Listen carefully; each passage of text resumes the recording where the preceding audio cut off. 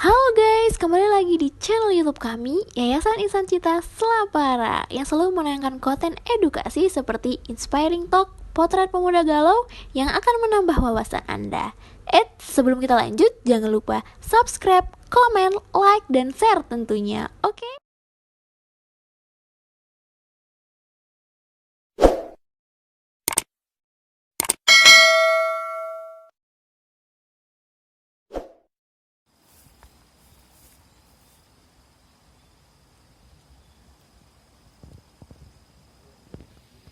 Ya, Assalamualaikum warahmatullahi wabarakatuh. Halo Bang Bing Bung, kembali lagi di acara Potret Pemuda Galuh. Pada siang hari ini kami sedang berada di Rumah Belajar Sangkabira, Sembalun Lawang, milik dari salah satu rekan saya, Bung MS Waton.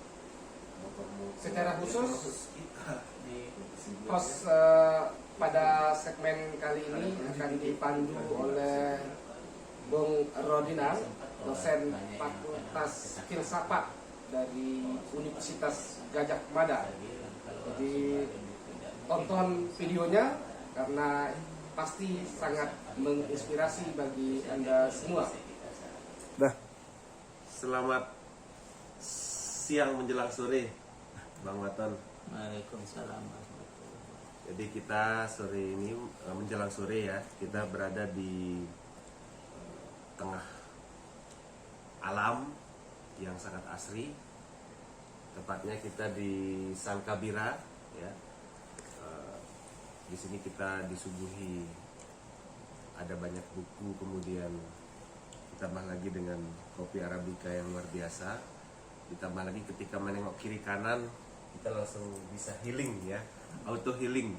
Jadi di sini akan lucu kalau ada orang stres di Sembalun ini ya. Iya. Karena nengok kiri kanan, keluar rumah, jalan sedikit itu sudah alam, sudah pegunungan. Jadi di samping udaranya yang segar, kemudian hawanya yang sejuk, bahkan bisa dingin sekali ya. Itu bisa melancarkan pikiran. Jadi untuk berkreasi, untuk menelurkan gagasan-gagasan yang kemudian cemerlang gitu, itu sangat memungkinkan untuk dilahirkan di tempat ini gitu, gagasan-gagasan itu. Oke, saya ingin menyapa Bang Waton.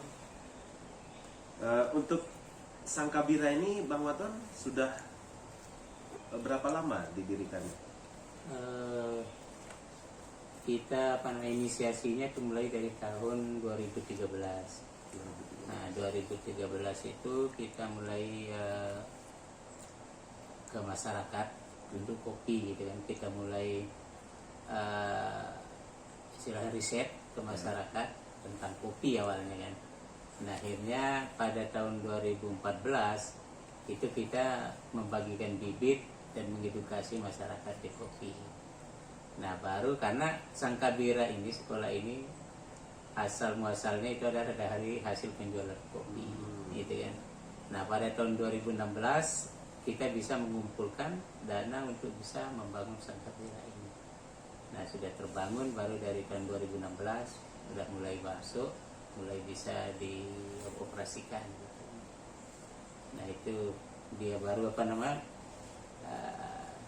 sampai kita ada 4 guru sekarang di Sangkabira ini. Berarti ide awal pembentukan itu memang untuk pendidikan ya, untuk edukasi ya.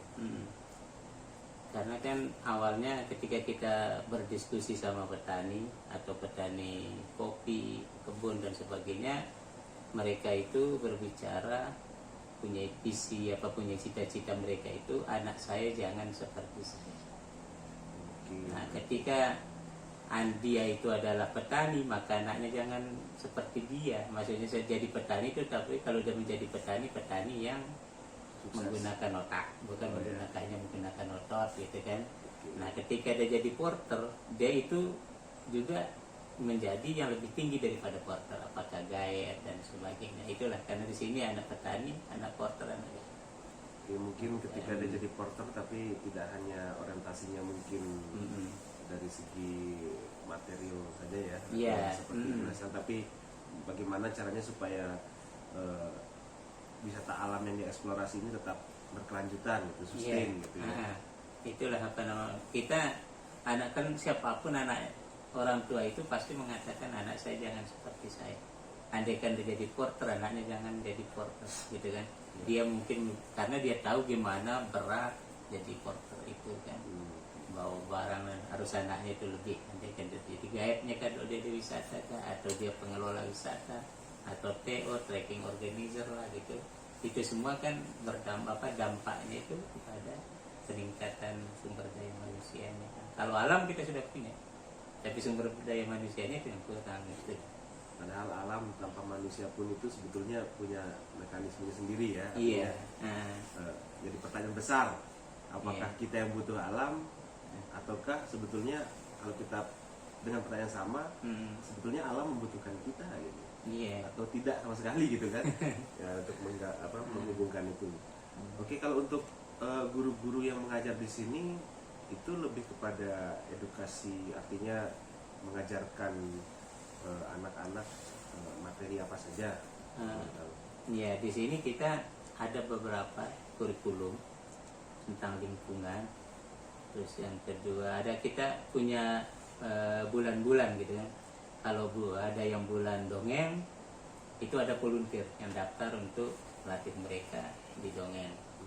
Ada bulan budaya, orang-orang tua apa itu kita datangkan, orang-orang tua Sembalun itu kita datangkan untuk berbicara tentang budaya, supaya anak-anak ini jangan hilang dari budaya Sembalun itu sendiri. Jangan balik-balik contoh keluar, balik-balik ke Sembalun jadi bos di rumah sendiri atau dia jadi penjajah. Itulah. Tapi dia harus paham budayanya gitu kan.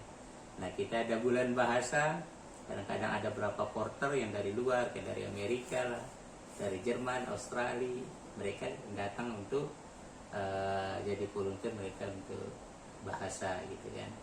Nah, karena kita banyak programnya gitu kan untuk lingkungan.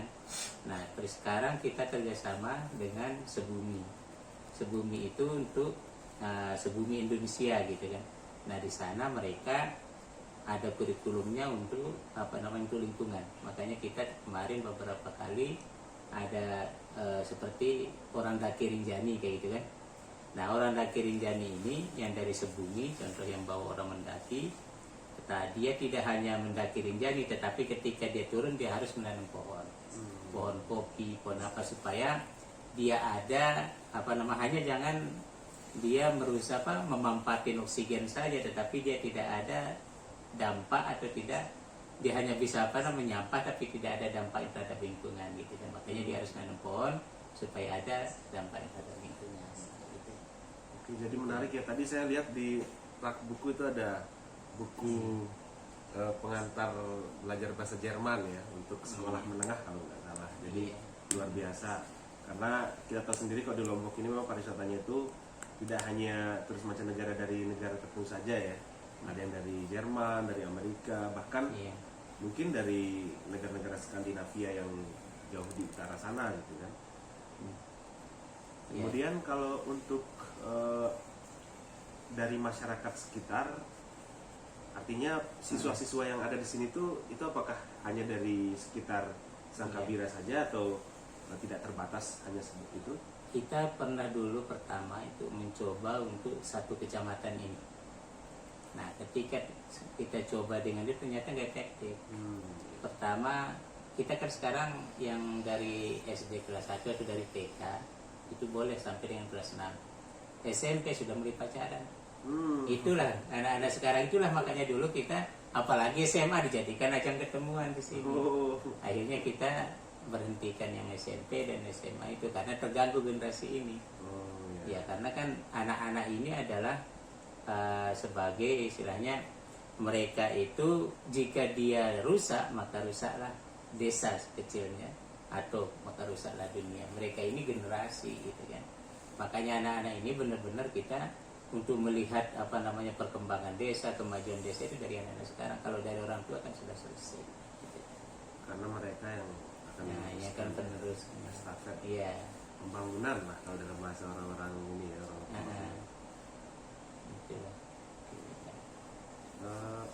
Di sekitar sini saya lihat vegetasinya luar biasa ya, sangat beragam ya. Iya. Mulai dari tadi ada juga selain flora ya, faunanya juga saya lihat tadi ada monyet lutung ya, monyet yang hitam itu ya, itu sudah langka juga itu di Indonesia kan.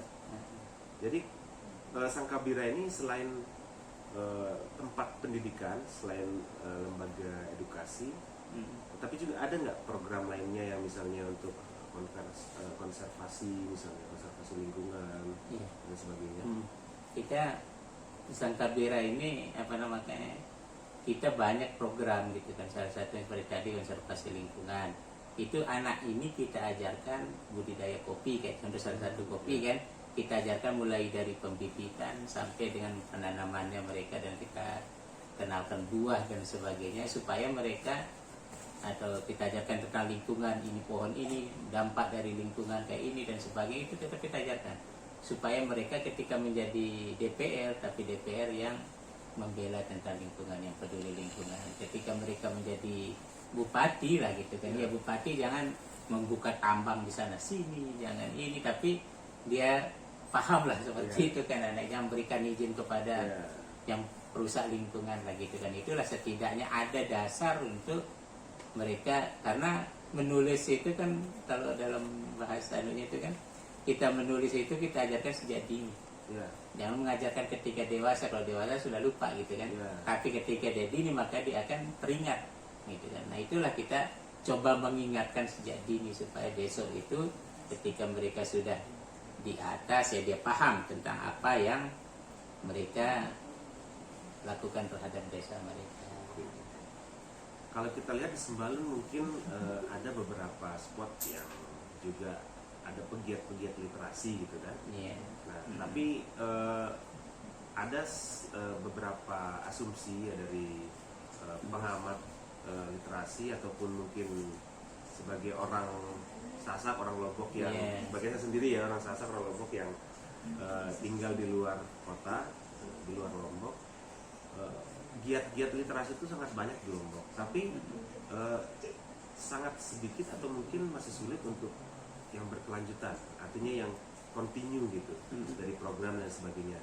Nah kalau di Sangkabira ini untuk program literasi dan sebagainya, mungkin ada kiat dari Bang Waton untuk bagaimana supaya geliat literasi itu tetap hidup gitu.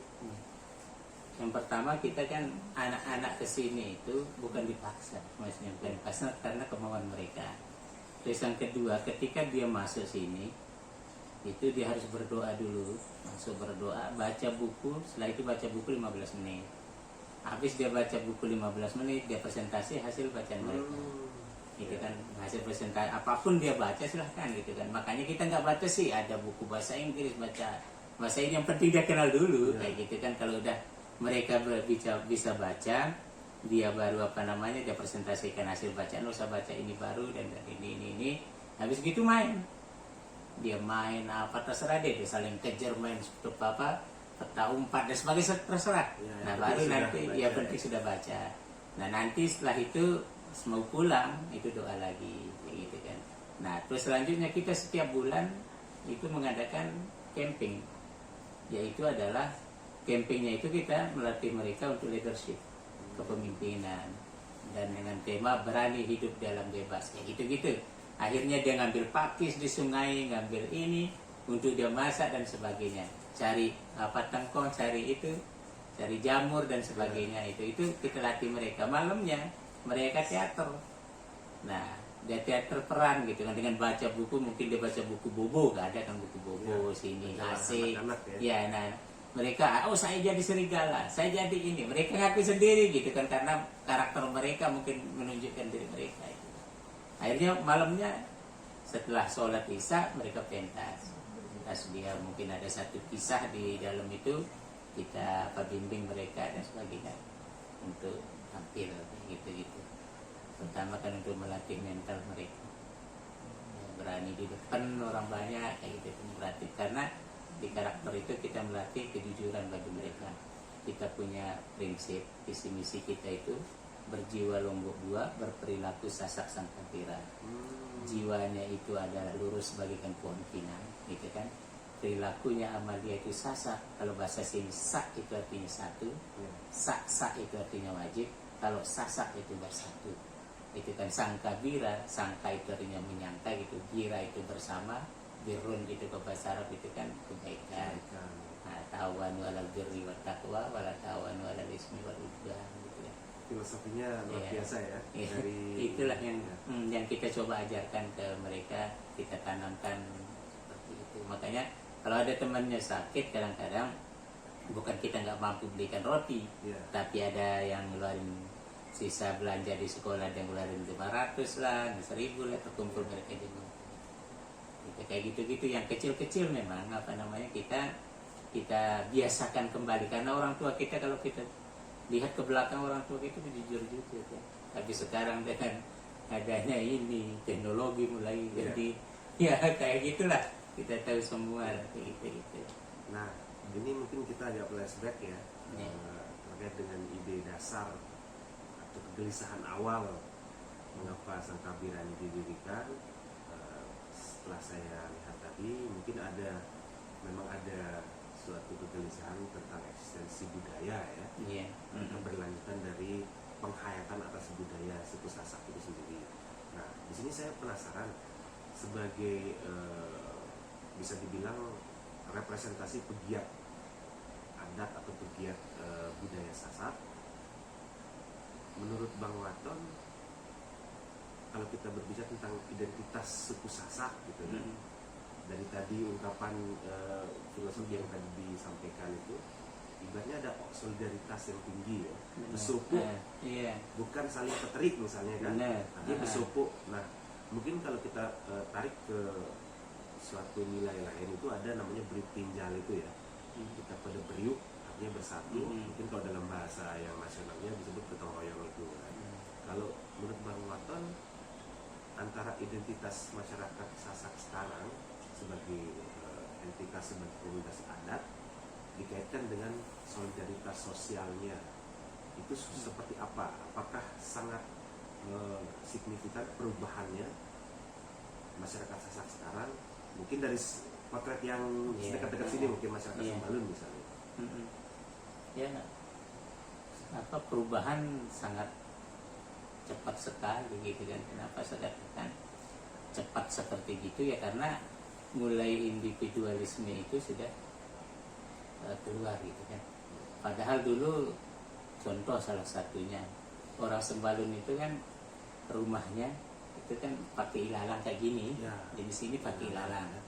Nah, itu dalam 10 tahun sekali itu tidak ada boleh ke sawah kemanapun, itu harus saling ganti memperbaiki rumah itu. Berarti saling membantu. Ya, saling membantu untuk memperbaiki rumah itu. Merehab bahasanya itu mungkin merenovasi rumah itu kan. Ada yang pergi untuk cari ilalang kayak gitu kan. Ada yang nebang pohon dan sebagainya. Karena dulu kan pohon-pohon yang boleh ditebang itu adalah pohon-pohon yang besar.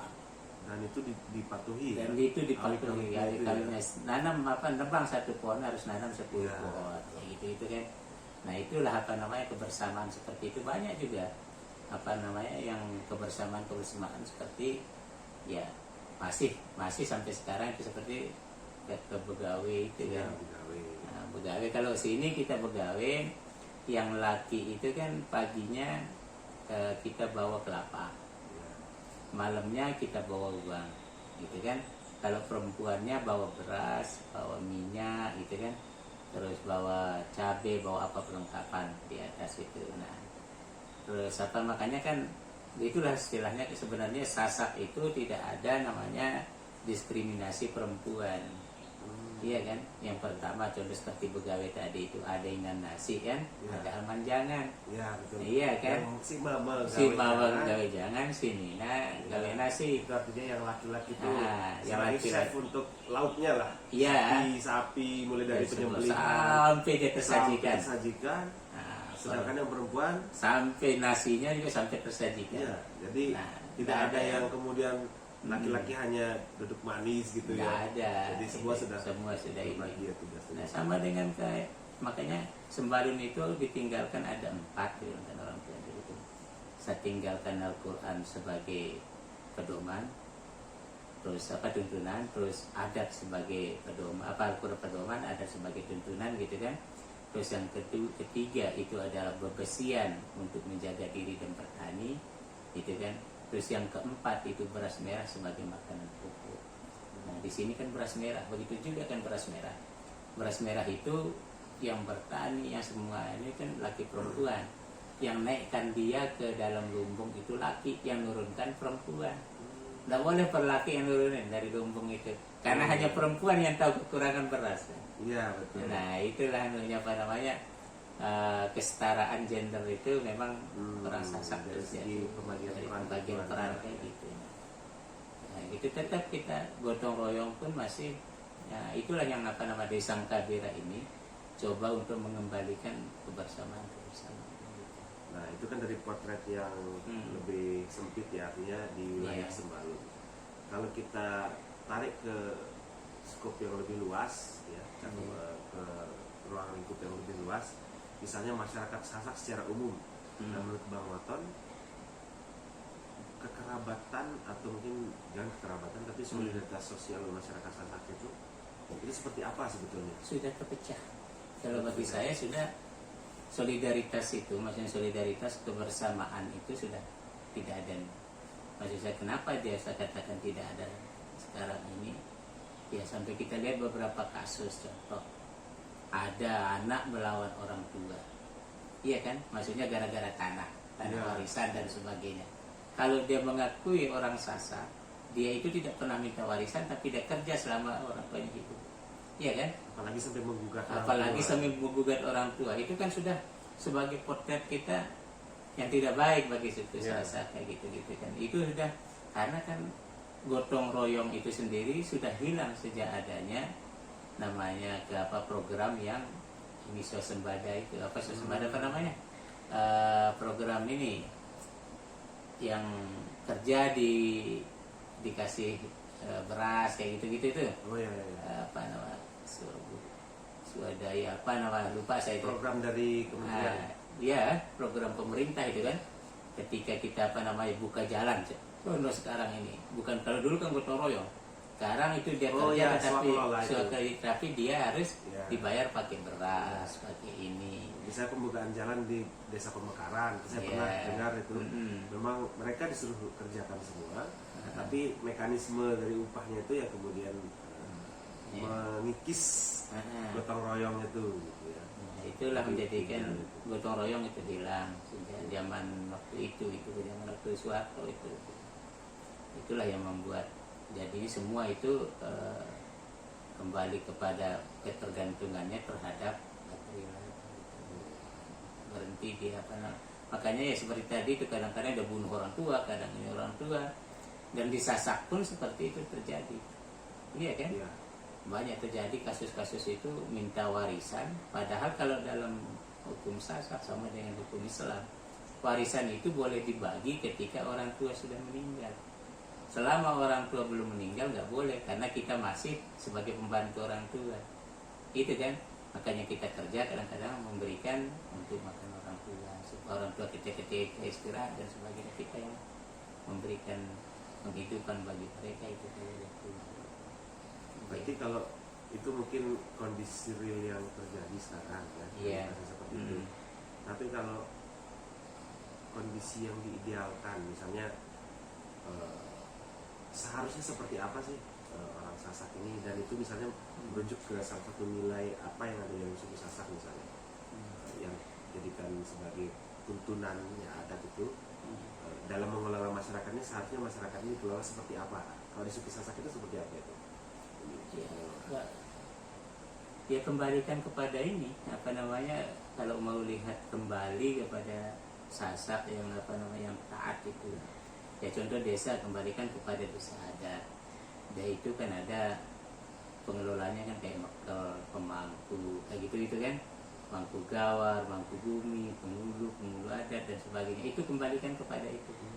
Nah, kenapa bisa kalau dia kembali kepada itu, karena dia sifatnya itu adalah tawadu itu kan kembali kepada orang-orang itu. Tidak bisa kalau dia bilang ini pamali, makanya bedanya dulu kalau pamali katanya mali itu tidak boleh. Tapi sekarang mali itu katanya malik lagi. Nah, ini tidak boleh. Ini mali, ini orang dulu bilang gitu kan, itu tidak boleh. Tapi sekarang ini mali, yang kita ini, oh ini lagi, ini yang pulang itu. Nah, kalau boleh tahu, Bang, tadi fungsi-fungsi dalam struktur masyarakat itu mungkin bisa dijelaskan apa fungsinya, misalnya kalau fungsinya apa, mangku dan sebagainya itu. Nah, maka kita di Sembalun itu ada istilahnya wiktu telu ya. Wiktu telu itu adalah awik-awik tahu telu. Aturan yang dipegang oleh 3 orang. Gitu kan. Wiktu telu. Beda dengan kalau istilahnya wiktu telu terus metu telu. Metu telu itu 3 kehidupan. Gitu kan, menelok untuk unggas dan sebagainya, menganak untuk manusia dan binatang menyusui gitu kan. Terus apa namanya, menelok, menganak, meniok itu adalah untuk tumbuh-tumbuhan. Itu kan 3 unsur kehidupan. Nah, kalau itu telu, awik telu artinya adalah aturan yang dipegang oleh 3 orang. Yang pertama pemekal. Mekal itu adalah untuk pemerintah. Gitu kan. Nah, mangku kedua adalah mangku. Mangku ini adalah digunakan pemangku lah. Pemangku itu digunakan untuk apa? Untuk alam. Mangku bumi, mangku gawat, mangku ini, mangku air dan sebagainya, itu adalah penjaga hutan. Gitu kan? Yang mengelola supaya rusak. Ya, ketika mau masuk hutan harus minta izin. Ketika mau ini harus supaya tetap terjaga kelestarian itu gitu kan. Nah, terus yang ketiga adalah penghulu. Penghulu ini adalah dia kerja itu di adat dan agama. Iya kan? Karena adat dan agama itu tidak bisa terpisahkan. Gitu kan? Nah, penghulu inilah yang akan, makanya urusan pernikahan, urusan tata agama dan sebagainya urusan penghulu, bukan urusan pemerintah. Kalau pemerintah adalah urusannya hanya mengatur tata administrasi dan sebagainya. Tata agama itu maksudnya peribadatan atau? Ya, baik itu peribadatan, baik itu mengapa kepada adatnya, baik itu kepada agama. Agama itu kan, agama itu sendiri kan sebagai apa istilahnya, pengatur kan, supaya tidak rusak itu chaos, itulah agama. Nah, adat ini kan kebiasaan yang berlaku, yang baik itu adalah adat. Makanya kalau jelek orang bilang, orang ketika melakukan sesuatu yang jelek orang bilang apa? Jelek adat. Udah punya adat kamu. Orang Sasak lebih marah dia. Dibilang tidak punya adat ketimbang tidak punya agama. Iya. Pembeda manusia itu ketika dia tidak beradab gitu kalau orang Sasak. Iya, tidak beradab. Tahun adat gitu kan, kalau orang Sasak kan udah marah sekali. Marah sekali. Kalau sudah tahu adat. Yang mana bilang udah tahu agama. Kalau nggak tahu agama bisa bisa dipelajari, tapi nggak tahu adat berarti adalah akhlaknya. Itu sama dengan kan kalau ke agama itu, Nabi itu misi kerasulannya itu kan bukan penyempurna, karena bukan dia bilang ayo sholat. Karena paman beliau sendiri pun kan sampai akhir hayat tidak masuk Islam. Tidak. Misi beliau itu bukan mengajak orang semua untuk masuk Islam. Iya, tetapi dia menyempurna. Orang masuk Islam ketika zaman Nabi itu kan akhlak Nabi, bukan dia bilang ayo masuk Islam. Kamu ini rendah. Karena lebih satu karena melihat akhlak Nabi. Nah, gitulah adat itu gitu kan. Kemudian setelah selain mangku tadi ada 3. Mangku dan mangku, mekal dan penghulu. Itulah apa namanya, yang sebagai, kalau kita mau kembalikan kepada ya kita bermartabat kan. Kalau sekarang kan karena hilangnya akhlak kita, hilangnya adat kita kan, akhirnya kita ngomong semau kita, mencaci maki orang. Nah, kalau orang beradat itu, maksudnya orang beradat itu kan tidak dalam artian dia tidak boleh berkata kotor. Artinya sebelum berkata itu dipikir dulu konsekuensi perkataannya. Iya, dampak dari perkataan itu. Oke, kemudian kalau kita, nah ini tadi dari segi idealnya, kondisi yang diidealkan oleh masyarakat Sasak itu seperti itu ya. Iya. Kemudian kalau kita lihat perkembangan zaman, artinya masyarakat itu selalu berkembang kan. Mulai dari pengaruh dari luar ataupun dari internal masyarakat itu ada krisis, artinya ada masalah internal atau eksternal kan pasti masyarakat itu akan dinamis gitu ya, tapi ada perubahan. Nah, misalnya kalau melihat ada fenomena-fenomena dalam tanda kutip misalnya pandangan yang mengatakan bahwa adat istiadat leluhur itu tidak selaras dengan agama misalnya, kan sekarang misalnya sering muncul dibentur-benturkan gitu kan. Nah itu bagaimana pendapatnya Bang Waton kira-kira? Makanya kan kalau kita kan adat bersendikan syarat, syarat bersendikan kitabullah kan. Ya. Adat itu adalah bersendikan syarat, berarti dia mengikuti syariat. Dan syariat itu adalah bersendikan, dia itu adalah mengikuti kitabullah. Itu kan dia. Ya, ya. Nah, tidak bisa. Contohnya sekarang, makanya saya pernah ya istilahnya kan ilmu itu tidak hanya sejengkal. Ilmu itu adalah berjengkal-jengkal ilmu. Nah, jika kita menyalahkan orang, suka menyalahkan orang, berarti ilmu kita hanya sejengkal, bukan berjengkal-jengkal. Masih banyak ilmu-ilmu ini, gitu kan? Oleh karena itu bagi saya adat itu adalah kan al-adatu muhakkamatun, dibilang kan ada di usul fiqh itu kan. Adat itu juga bisa menjadi hukum dalam suatu daerah, itu tidak bisa dia ditiadakan juga gitu kan. Atau tidak bisa kita memaksakan hukum yang diturunkan dari adat di suatu daerah ke daerah lain. Tidak bisa. Kalau di hukum positif itu kan hukum itu kan ibaratnya salah satunya itu dari ingin mengakomodasi adat istiadat yang ada di sana, kemudian diturunkan jadi hukum normatif, hukum resmi gitu. Iya, itu nggak bisa. Makanya nggak bisa dibenturkan. Maksud saya kalau dia dibenturkan berarti dia itu adalah kembali kepada melanggar daripada aturan, istilahnya itu Nabi Muhammad. Kenapa saya katakan gitu? Seperti tadi kita katakan Nabi Muhammad nggak pernah orang ngajak orang sholat, nggak pernah dia ngajak katakan Allah satu, ayo kamu bersyahadat, ayo kamu, nggak pernah. Tapi Nabi Muhammad Apalagi itu sampai ada teriak teriak takbir dan sebagainya, cukup Bilal yang azan. Iya, dan apalagi takbir misalnya sambung emosi gitu kan? Ya, nggak pernah Rasulullah. Nggak pernah. Maka Rasulullah itu, ya itu kembali kepada Rasulullah itu, gimana kita menjadi rahmatan lil alamin. Itu kan sama dengan, kan perlu kita ketahui bahwa semua kita setelah umat Nabi Musa, Nabi Isa, dan terakhir umat adalah umat Nabi Muhammad. Dan semua umat ini adalah umat Nabi Muhammad, baik itu yang beda agama maupun yang sama agama. Karena ada umat yang butuh didakwahkan, itu yang belum masuk Islam. Nah yang udah Islam itu tidak boleh butuh didakwahkan. Maksudnya butuh didakwahkan itu ya sudah dia mendapat hidayah. Nah itu kan yang bersyahadat. Jangan dianggap belum dapat hidayah. Nah, dan hidayah itu adalah hanya Allah yang menentukan. Ini jangan sampai memonopoli hal yang tidak bisa dimonopoli. Tidak boleh itu. Makanya kan itu kita ini seperti saya katakan, semua kita ini adalah umat Nabi Muhammad. Karena sudah tidak ada Nabi, sudah setelah Nabi Muhammad. Iya kan? Nah umat Nabi Muhammad ini ada yang butuh didakwahkan, dan ada yang sudah mendengar dakwah. Maksudnya sudah mendengar dakwah itu ya sudah mendapat syahadat dari orang tuanya dan sebagainya. Orang Kristen ini kan yang beda agama sama kita kan belum diberitahu sama orang tuanya.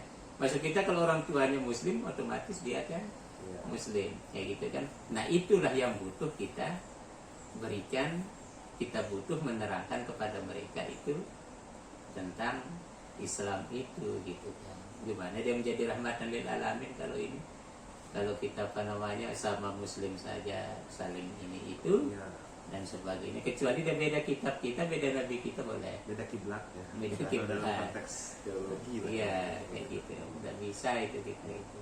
Oke, mungkin dari situ misalnya kita bisa jadikan refleksi ketika kita mengenal Lombok ini sedang giat-giatnya mengembangkan pariwisata ya kan. Nah, kalau menurut Bang Waton dari obrolan-obrolan kita tadi tentang bagaimana agama, kemudian bagaimana hubungannya dengan adat istiadat ya, sebagaimana dengan alam, menurut Bang Waton strategi pengembangan pariwisata yang ideal, artinya yang sesuai dengan bumi sasak gitu ya, bumi sasak artinya dengan masyarakatnya, dengan alamnya, kemudian dengan sejarah yang di belakang, dan juga tujuan yang ingin disampaikan ke depan itu seperti apa kira-kira? Ya, kalau bagi saya satu, lokality. Ya. Ya, lokality itu sudah menjadi pariwisata. Maksud saya sudah menjadi pariwisata, ya kayak tadi itu kebiasaan-kebiasaan itu sudah menjadi wisata sendiri kan. Nah sekarang kita contoh, kita ngambil contohnya dari barat gini, tapi tidak sesuai dengan budaya kita. Itu bukan bagi mereka yang wisatawan itu sudah terbiasa itu kan dengan yang mereka ini, tapi bagi kita itu luar biasa. Kenapa saya katakan luar biasa? Kita nggak pernah menemukan seperti itu. Nah, tetapi bagi mereka tadi biasa dengan yang kita buat istilahnya kita bikin cara ya kita ngambil dari barat dan sebagainya, itu kan udah biasa mereka sana kan. Nah, terus kita luar biasa bagi kita. Padahal yang akan menjadi luar biasa itu lokality. Iya, orang jangan kita mengikuti istilahnya barat ada ini kita ikuti gitu. Udah di sana kan. Mungkin ini senada dengan salah satu semboyan di kampus saya di Universitas Gajah Mada ya. Iya. Locally rooted, globally respect. Iya. Jadi secara lokal itu dia mengakar, tapi Iya. secara keluar itu dia dikenal dan dihormati. Artinya bukan artinya kita kemudian gila hormat ya, tapi kita bisa berkontribusi untuk keluar. Iya. Tapi juga dalam ini kita mengakar. Artinya kita punya prinsip. Artinya kita punya self identity yang meskipun kita tidak kemudian menjadi fasis mengatakan identitas kita yang paling unggul, tapi setidaknya kita sebagai bangsa yang kuat itu kita paham diri kita sendiri kan. Iya. Artinya karena kalau orang Sasak nggak paham bagaimana orang Sasak itu jati diri seperti apa, ketika ada pengaruh dari luar itu kan akan bingung sendiri. Iya. Dia akan gampang mendaku. Oh saya ini bukan seperti ini. Nah padahal sejatinya dia hidup di bumi Sasak. Iya. Yang kayak gitu kan. Dia kesini tuh mencari sesuatu yang ada di tempatnya. Iya. Nah kalau dia ada di tempatnya ngapain jauh-jauh? Betul. Iya. Artinya kalau misalnya kadang mungkin sekarang pariwisata mungkin mengutamakan fasilitas yang ala-ala hotel-hotel bintang 5 gitu. Iya. Ada di negara mereka kan sangat banyak kan. Bukan bintang 5 dia lagi kok. Bahkan mereka itu pengen back to nature. Back to sebetulnya, nature, kan? iya. Bagaimana merasakan hidup yang spontanitas. Iya, Artinya kenikmatan. karena mereka itu kan kalau kita lihat contohnya di Jepang, Korea, di Eropa itu negara-negara yang artinya Amerika ya, tingkat stresnya tinggi juga kan, apalagi Korea dan Jepang. Artinya mereka itu seperti robot, mekanis saja, bangun pagi. Kalau kita lihat di YouTube itu sekarang ada kan, daily life with sushi maker. Jadi seharian pembuat sushi di restoran itu bangun tidur, cuci muka, nggak mandi, langsung kerja atau depan komputer. Sedangkan kalau di sini orang kerja pun tuh bisa ketawa-ketawa ya, bisa canda, bisa ini dan sebagainya gitu. Nah ini mungkin untuk penutupan Pak Maton. Artinya tadi dari kita ngomong tentang bagaimana SDM ya, kita sudah punya potensi alam yang luar biasa, sumber daya alam. Terus kemudian kita juga membutuhkan pengembangan SDM, sumber daya manusia untuk mengelola itu ya, supaya tidak saling mendominasi ya. Jadi tidak manusia itu kemudian merusak alam. Kemudian kita punya modal nilai ya, dan modal pengetahuan gitu. Dan keempat aspek ini untuk pengembangan pariwisata itu saya rasa sangat lengkap ya. Nah untuk sebagai penutup, kira-kira Bang Waton bagaimana supaya keempat aspek atau misalnya kita reduksi lagi menjadi 3 ya, adat ya, nilai itu value, kemudian manusia dan alam itu bisa selaras untuk kesejahteraan manusia dari sektor pariwisata misalnya. Bagaimana untuk menyelaraskan itu sebagai penutup? Kalau bagi saya sendiri itu adalah seperti tadi katakan itu back to lokal. Nah, back to lokal itu saja. Kenapa? Karena sudah lengkap di sana, value-nya sudah ada. Nah, terus tentang keindahannya sudah ada, sudah ditemukan. Makanya apakah kita ini akan berwisata ke mereka atau mereka berwisata ke kita? Kalau kita berwisata ke mereka, maka kita harus ke daerah mereka dengan melihat yang tidak ada di kita. Tapi mereka itu kan berwisata ke kita itu yang tidak ada di tempat mereka. Contoh, salah satu ya yang tidak baik menyiapkan minuman, menyediakan minuman. Di mereka banyak, di kita kan tabu bagi kita, kayak gitu kan. Nah kita, makanya seperti saya katakan tadi itu mereka itu ke sini melihat sesuatu yang udah ada di sana, bukan luar biasa, tetapi biasa-biasa saja. Kita yang tidak pernah melihat seperti mereka itu, kita luar biasa. Tetapi kan yang menjadi wisatawan ini siapa? Kita atau mereka, gitu kan? Betul. Kalau kita siapkan untuk mereka, jangan kita buatkan seperti yang mereka punya. Kita lokaliti yang tidak ada di tempat mereka, gitu kan? Baik itu dari budayanya, contohnya ketika masuk kampung dia harus berpakaian rapi. Ya, karena saya takut, saya berpikir-pikir itu kan, ketika dia masuk kampung, ternyata dia pakai pakaian yang you can see, yang dilihat sama orang tua yang umur 70-80 tahun mau meninggal, pas dia ngelihat ternyata dia meninggal terus. Sulhut timah terus menurut timah, kayak gitu kan. Betul. Nah, kita harus punya nilai juga, kita punya harga jual. Maksud saya punya harga jual itu ketika kita mau bawa masuk kampung, berpakaian rapi. Berpakaian rapi yaitu adalah berpakaian ala kampung. Masuk kita ala kampung itu yang tertutup dan sebagainya, dan mereka lebih senang itu kalau boleh daripada dia dibiarkan setengah telanjang gitu masuk ini, gitu kan. Dan senang sekali kalau ada itu. Itulah namanya paling bagus kalau bagi saya, itu semuanya dapat lokaliti. Saya jadi ingat seorang filsuf dari Peru ya, Perugia, namanya Maria Tegui. Jadi kalau orang-orang Eropa itu melihat gerakan revolusioner itu berbasis pada sektor produksi pada buruh gitu kan, misalnya Karl Marx. Kalau Maria Tegui ini, dia melihat basis pergerakan itu ada pada masyarakat lokal. Karena apa? Karena kita lihat gerakan-gerakan kapitalisme yang kemudian merongrong di dunia Amerika Latin itu kan itu direspon dari segala aspek itu. Dari aspek gereja Latin, kemudian kita mengenal ada teologi kebebasan itu ya, ada Segundo, ada Gustavo Gutierrez. Nah, kemudian Maria Tegui ini melihat seperti yang Bang Waton katakan tadi, bahwa modal utama pergerakan itu sebenarnya dari lokalitas itu. Karena pertama alasannya spontanitas ya, itu sebagai antitesa dari masyarakat industrial modern yang terlalu mekanistik, terlalu artinya ibaratnya mereka kebutuhannya itu kemudian mereka dikuasai oleh hasrat hidup mereka sendiri, hasrat material itu. Sedangkan kita di sini tadi seperti Bang Waton katakan, lokalitas itu sudah lengkap, ada value, ada sistem nilai ya, value itu, ada sistem pengetahuan, dan kedua sistem ini kemudian bisa saling bersinergi untuk menjadi motor pergerakan masyarakat, seperti misalnya pengembangan SDM dan sebagainya, sehingga SDM yang dikembangkan itu tidak hanya orientasinya itu materialis gitu ya, tapi juga dia spiritual itu juga kental dan sebagainya. Oke, mungkin untuk terakhir ya, tadi sudah terakhir sebetulnya, untuk penutup sebetulnya, karena ini salah satu konten kita ya, artinya kita juga ingin mencari berangkat dari kegalauan, artinya dari sebuah kegelisahan atau permasalahan yang kemudian diberikan gebrakan ya, gebrakan yang sangat intelektualitasnya sangat tinggi, artinya tidak hanya gerakan-gerakan yang sporadis gitu kan, tapi gerakan yang berkelanjutan, yang sustainable gitu. Saran untuk para pemuda yang bergiat dengan permasalahan masyarakat sekitar. Silakan. Kalau saya hanya dua saja gitu. Yang pertama adalah kita tahu diri kita dari mana, gitu kan?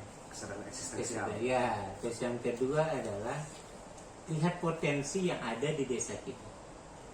Kalau sudah ketemu potensinya ini, contoh potensinya adalah pertanian gitu kan, itu yang kita kembangkan. Jangan kembangkan perikanan.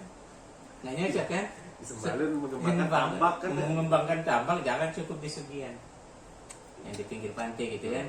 Nah, itulah kita kita tahu siapa diri kita dan di mana kita berada gitu kan. Kalau Sugian tadi Bang Cuing ya. Makanya dimanapun kamu berada, di tanah manapun kamu berdiri, kamu tetap mengingat bahwa kamu itu adalah petani. Kayaknya dia itu adalah dari petani. Kalau dia ditambak maka dia ditambak. Maksud kita itu jangan ya seperti tadi itu dia hidupnya di Sembalun, jangan berpikir tentang ikan. Mari berpikir tentang pertanian, tetapi pertanian yang bisa menghasilkan, kayak pengelolaan hasil lah, peningkatan sumber daya manusia di bidang pengelolaan hasil dan sebagainya. Itulah untuk teman-teman. Dan yang selanjutnya adalah jangan terpaku pada disiplin ilmu. Ya, yang pertama contoh, dia ilmu hukum, terus pulang ke kampung, sedangkan kampungnya pertanian, jangan mencari masalah. Maksud kita cari kasus-kasus, cari tanah, jadi petani dulu. Nanti akan keluar apa? Nanti nilai-nilai itu akan keluar yang dibutuhkan oleh petani. Yang dibutuhkan. Advokasi hukumnya ke petani. Jangan ada hukum perusahaan. Iya, advokasi kapitalis gitu ya. Iya, kayak gitu. Banyak yang gitu kan. Ini mempermudah pembebasan lahan. Iya. Gitu ya. Nah itu bahaya. Galian sebagainya itu kan rusak lingkungan, itu nggak kembali kepada hakikat yang sebenarnya itu. Itulah bagi pemuda berkarya, intinya kita harus inovatif. Kita harus punya visi misi ke depan. Gitu kan. Karena saya lihat teman-teman yang banyak kan para sarjana-sarjana baru gitu kan, pulang-pulang menjadi isme di rumah. Iya kan? Ya. Nah, dia tidak mau bergelut sama ini. Maksudnya isme itu apa? Tapi dia tidak mau bergelut sama orang-orang yang istilahnya, karena ilmu itu kan seperti saya katakan itu tidak hanya satu jengkal, tapi dia berjengkal-jengkal. Perlu diingat, berjengkal-jengkal ilmu, gitu kan? Nah, mungkin ilmu di akademisi belum tentu sama dengan ilmu praktik, kayak gitu kan? Nah, ilmunya masyarakat lebih banyak ketimbang ilmu yang dari kampus, gitu saja. Ya, karena mereka menggeluti dan setiap yang ada di hari kampus itu kan belajar dari realitas masyarakat juga. Iya, benar, kayak gitulah. Jangan kita pulang-pulang jadi isme-isme, jadi malah mengkotak-kotakan masyarakat atau merasa paling pintar, merasa ya, lebih pintar ya. Yang itulah yang paling bahaya itu. Akhirnya masyarakat tidak percaya lagi. Oke. Baik, penonton yang budiman, kita sudah banyak berbincang ya. Tadi luar biasa dari adat istiadat ya, kemudian korelasinya dengan pengembangan sumber daya manusia, dengan konservasi lingkungan ya, dan dengan yang paling penting itu memaksimalkan peran manusia ya, artinya manusia yang kemudian mengenali dirinya sendiri, mengenali lingkungan sekitar, sehingga dia paham konsekuensi dari keberadaannya di dunia ini. Oke, kita akan bertemu lagi di segmen berikutnya, di segmen Pemuda Galau ya. Terus ikuti channel Yayasan Insan Cita Selaparang, dan jangan lupa bagi yang belum subscribe, silahkan subscribe dan aktifkan lonceng notifikasi supaya bisa update video-video terbaru dari kami. Sekian, assalamualaikum warahmatullahi wabarakatuh. Waalaikumsalam. Keren.